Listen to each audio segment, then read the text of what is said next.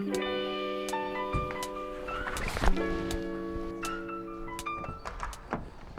I am back on the road again, heading out to Dallas for another shoot.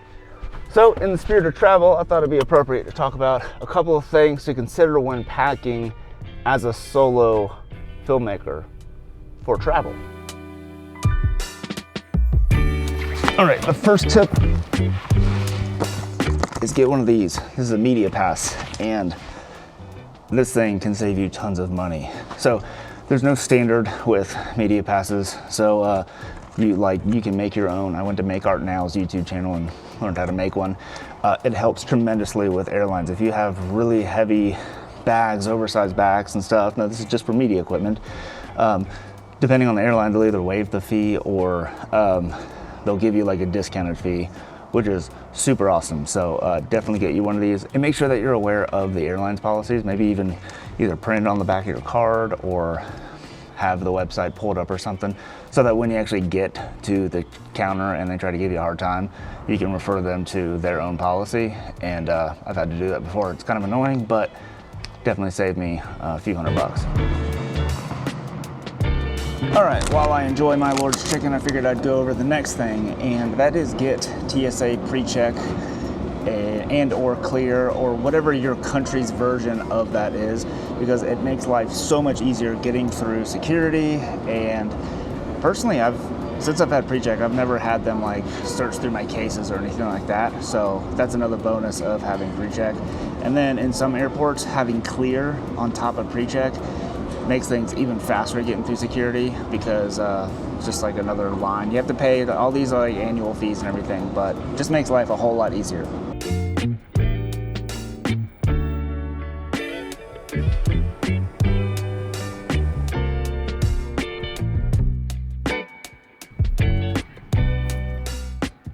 This airport's massive. I've never been to Dallas before.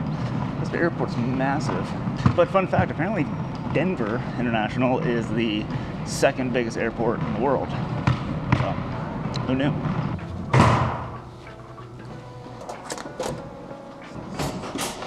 It's kind of a funky hotel. It's got like all concrete floors and walls.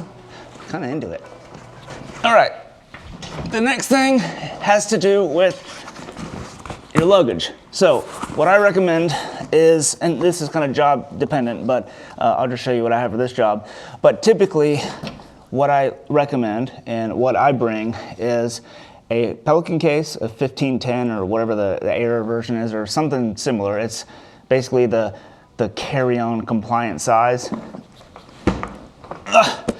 So this is mine. I've got stickers all over it. Just kind of helps me pick it out in a crowd for whatever reason. It's always by my side, but you never know.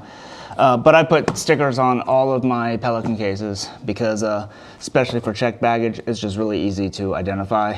Typically what I do is, in this case, hard case, this is what I'll pack: batteries and camera bodies and lenses, and then a handful of other little trinkets because I got a divider on the top. This is great because it fits in the overhead bin, and it's very rugged and sturdy. It has wheels and a little handle, so that makes it easy for transport. For this gig, I just needed this and my next item, so this actually packs a ton of stuff in it, and I recommend getting the Trek Pack system because they're thinner dividers, but you can fit more stuff in there. And then next is my personal item. This is the f-stop Guru UL, I believe, and this is a fantastic pack because, number one, it fits my laptop, 16-inch MacBook Pro, but it can also serve as my personal item. So it actually fits under the seat. And typically what I pack in here depends on the job, but in this case, on the bottom part, this is called like a camera ICU. And in here, I've got a drone and charger, and actually a camera body that I'm using right now to vlog with, just because it's a little easier to access and all that kind of good stuff. And then the rest, I just have clothes in here, and then that kind of helps also protect my MacBook Pro. Oh, and one thing I actually forgot to mention is that at the very bottom of this, I packed a light. It's a little Amarin 60D. This is such a perfect little travel light for filmmakers. I made a video on it, I'll link it up here, but I really do bring it on travel gigs like this because I can mount this thing anywhere. I really should be using it right now, but the lighting is actually pretty good. And yeah, this fits in this whole case, MacBook, all kinds of other stuff. Now, for this job, this is all I needed. Pretty quick run and gun kind of style shoot, so I know I didn't need to bring more equipment, but if I needed to, I have a bigger Pelican case. I can't remember the number, 16, 20, something like that. And that's where I can fit a full-size tripod and additional lights or grip equipment like travel boom pole, all that kind of stuff. And that's where that media pass really comes in handy because that thing always ends up being like 75 pounds. And airlines don't like it, but what they have their policies, and I have my media pass, and typically that helps kind of cut that cost down or completely waive the fee depending on the airline and sometimes just the mood of the ticketing agent. So always be nice, and hopefully you can get that taken care of. So yeah, luggage, super important, super stressful, and travel can just be stressful in and of itself. Speaking of which, one way to let my stress out is to go exercise. So I'm gonna go work out for a little bit.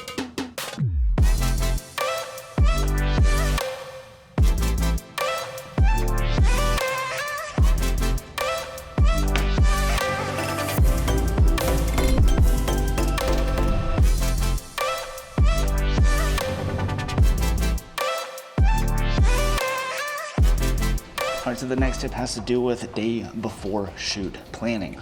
Now, I'm not talking pre-production planning here, like planning with the client, all the pre-pro, all that stuff's done. I'm talking pre-shoot day planning. And this is just something to do kind of in your head, or maybe even just like have a checklist of things to do. And these are things like charging batteries, making sure memory cards are formatted, getting camera settings set up, especially if you're renting cameras, making sure your camera settings are all set up with frame rates and picture profiles or whatever the case may be.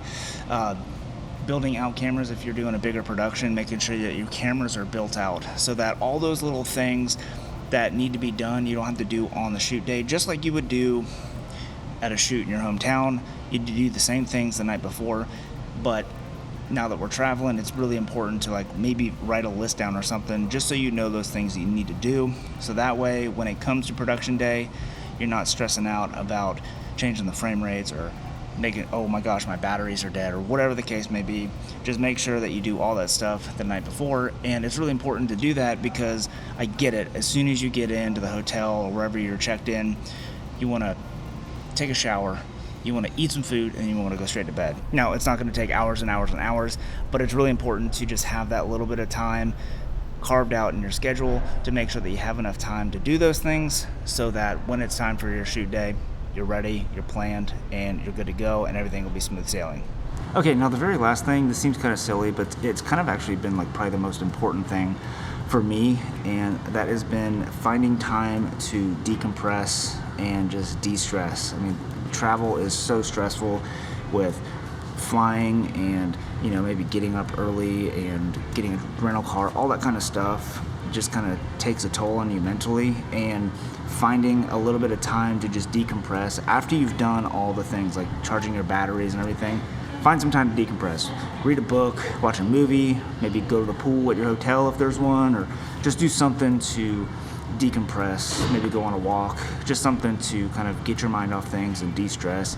That has helped me tremendously because if I can do that, I go to bed a lot quicker, I sleep a lot better, and I feel a lot more refreshed in the morning if I don't go to bed stressed the night before. And that just makes for a much more successful shoot day for me. Now, speaking of which, I want to get to that part of my day that I can kind of relax. I think I'm going to go do it by the pool because there's a pool here. And it's nice and hot out here in Texas. So, but before that, I got to do the things that I just talked about, charging batteries and getting all that stuff ready. And I got to get a few emails tied up. And then, yeah, but with that, I think I'm going to sign off because after this, I've got to basically just focus on my client work. So hope you found this helpful, useful, or anything like that. If you did, maybe consider subscribing and leaving a thumbs up, all that kind of good stuff. And let me know down in the comments if you found this helpful or if you travel a lot for work, especially for filmmaking or photography, maybe leave a tip down below, like what's kind of helped you along the way. And yeah, just keep this conversation going down in the comments. Well, appreciate you watching, and hope to see you in the next one. Peace.